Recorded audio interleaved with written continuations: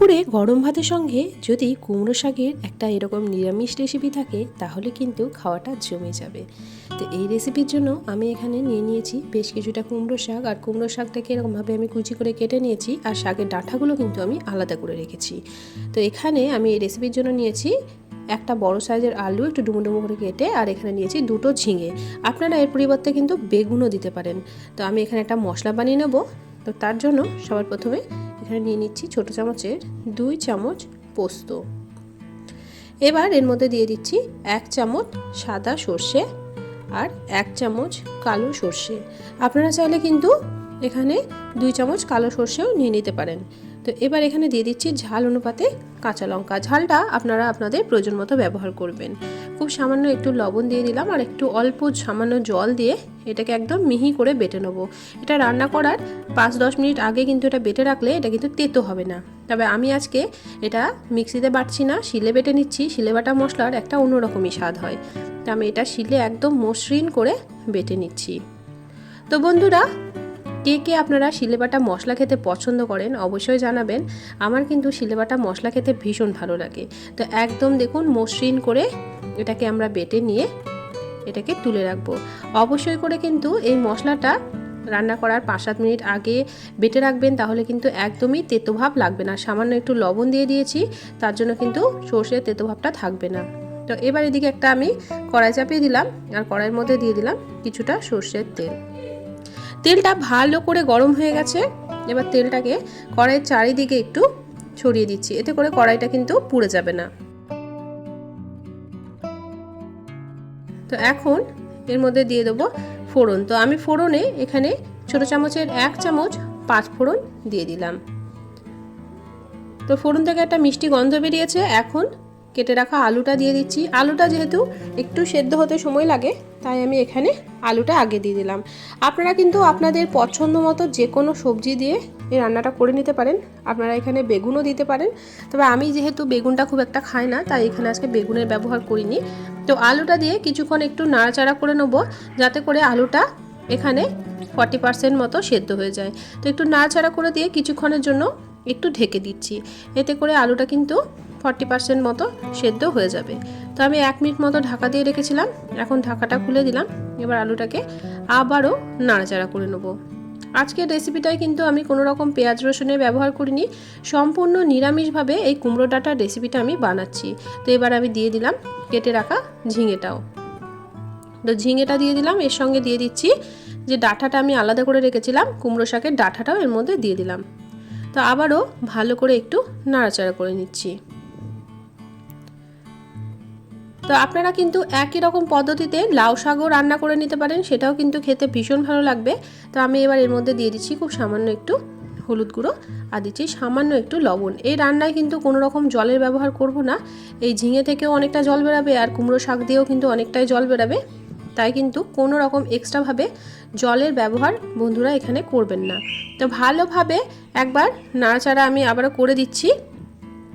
এবার এটাকে ঢাকা দিয়ে 1 থেকে 1.5 মিনিট মতো মিডিয়াম ফ্লেমে রেখে দিতে হবে। তো এবার বন্ধুরা আমি ঢাকা দিয়ে 1-1.5 মিনিট মতো এটাকে রেখে দিচ্ছি। 1-1.5 মিনিট পর আমি ঢাকাটা খুলছি। তো এখন দেখুন এটা থেকে কিন্তু অনেকটাই জল বেরিয়েছে। এর নিজের জলে কিন্তু এটা সুন্দরভাবে সেদ্ধ হয়ে যাবে, আর আলুটা কিন্তু এখানে অনেকটাই সেদ্ধ হয়ে গেছে। এবার কেটে রাখা শাকগুলো এর মধ্যে দিয়ে দেবো।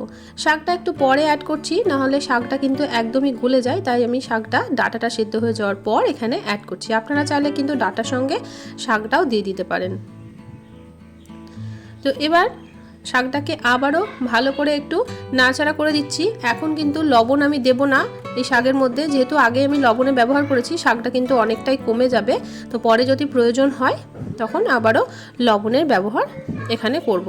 তো এবার শাকটাকে দিয়ে ভালো করে একটু নাড়াচাড়া করে দিয়ে আবারও ঢাকা দিয়ে 1.5-2 মিনিট মতো রান্না করে নেব। তাহলে দেখবেন শাকটা অনেকটা কমে যাবে, আর শাকটা কমে গিয়ে অনেকটা জলও বেরিয়ে যাবে। তো এখন দেখুন ঢাকনাটা খুলে নিলাম প্রায় 1.5-2 মিনিট পর, আর গ্যাসের ফ্লেমটা কিন্তু আমি মিডিয়ামে রেখেছিলাম। তো মিডিয়ামে রেখেই কিন্তু আমি এটা ঢাকা চাপা দিয়ে দিয়ে রান্না করে নিচ্ছি। এবার এর মধ্যে দিয়ে দিচ্ছি একটা ছোট সাইজের টমেটোর অর্ধেকটা। তো খুব বেশি কিন্তু টমেটো দিলাম না, টমেটোটা দিলে খেতে কিন্তু বেশ ভালো লাগে, তাই জন্য আমি একটু টমেটো দিয়ে দিলাম। এখন দিয়ে দিচ্ছি সামান্য একটু লবণ, লবণটা একটু কম হয়েছিল তাই টমেটোটা দেওয়ার পর একটু লবণ দিয়ে দিলাম যাতে টমেটোটাও সুন্দরভাবে গলে যায়। তো এদিকে টমেটোটা দিয়ে নাড়াচাড়া করতে করতে টমেটোটাও কিন্তু বেশ সুন্দরভাবে গলে গেছে। এখন এর মধ্যে বেটে রাখা সর্ষে পোস্তটা দিয়ে দেবো। তো সর্ষে পোস্তটা দিয়ে আবারও ভালো করে একটু নাড়াচাড়া করব। গরম গরম ভাতের সাথে বন্ধুরা এই কুমড়ো শাকের রেসিপিটা এতটা ভালো লাগে খেতে, আমার তো শুধু মুখেই খেতে ভীষণ ভালো লাগে, আর ভাত দিয়ে মেখে খেতেও জাস্ট অসাধারণ লাগবে। একবার হলো এভাবে আপনারা বানিয়ে দেখবেন। কুমড়ো শাকের আরও অনেক রেসিপি আমার চ্যানেলে দেওয়া আছে, চাইলে সেগুলোও আপনারা দেখে নিতে পারেন। তো ভালোভাবে একটু নাড়াচাড়া করে দিচ্ছি।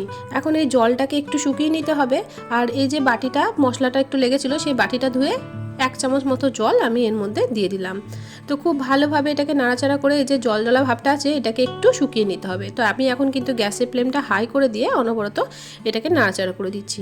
এবার এর মধ্যে দিয়ে দিচ্ছি খুব সামান্য একটু চিনি, তবে চিনিটা আপনারা স্কিপ করতে পারেন, টেস্টের ব্যালেন্সের জন্য আমি অল্প একটু চিনি দিলাম। বন্ধুরা আজকের রেসিপিটা কে কোথা থেকে দেখছেন অবশ্যই আমাকে কমেন্ট করে জানাবেন। আপনাদের সুন্দর সুন্দর কমেন্টে আমি কিন্তু রান্নার উৎসাহ পাই। তো এখন কিন্তু এই রান্নাটা আমাদের একদমই শেষের দিকে, সব শেষে এর মধ্যে ওপর থেকে দিয়ে দিচ্ছি 1 চামচ কাঁচা সর্ষের তেল। কাঁচা সর্ষের তেলটা দিয়ে ভালো করে সর্ষের তেলটা এর মধ্যে একটু মিশিয়ে দেবো। ব্যাস তৈরি হয়ে গেল। গ্যাসের ফ্লেমটা বন্ধ করে এবার আমি গরম গরম এটাকে সার্ভ করে নেবো। তো তার জন্য আমি কিছুক্ষণ একটু স্ট্যান্ডিং টাইমে রেখেছিলাম, 1-1.5 মিনিট মতো স্ট্যান্ডিং টাইমে রেখে এবার আমি গরম গরম সার্ভ করে নিচ্ছি। তো বন্ধুরা দেখুন কতটা লোভনীয় দেখতে হয়েছে। তো কেমন লাগলো আজকের রেসিপি অবশ্যই কমেন্ট করে জানাবেন। রেসিপি সামান্য হলেও ভালো লেগে থাকলে প্রিয়জনদের সঙ্গে শেয়ার করতে কিন্তু ভুলবেন না। চ্যানেলে নতুন বন্ধু হয়ে থাকলে চ্যানেলটি সাবস্ক্রাইব করে পাশে থাকার অনুরোধ রইল। পাশে থাকা বেল বাটনটিকে প্রেস করে অল নোটিফিকেশনটা অন করে রাখবেন, যাতে আমি নিত্য নতুন কোনো রেসিপি দিলে সবার আগেই আপনাদের কাছে নোটিফিকেশন পৌঁছে যায়। তো বন্ধুরা অবশ্যই এরকমভাবে ট্রাই করবেন আর আমাকে কমেন্ট করে জানাবেন। আজকের মতো আসি, দেখা হবে অন্যদিন অন্য একটা রেসিপির সাথে। সবাই ভালো থাকবেন, সুস্থ থাকবেন, সাবধানে থাকবেন। রেসিপিটি এতক্ষণ পর্যন্ত ধৈর্য সহকারে দেখার জন্য সকলকে অসংখ্য ধন্যবাদ।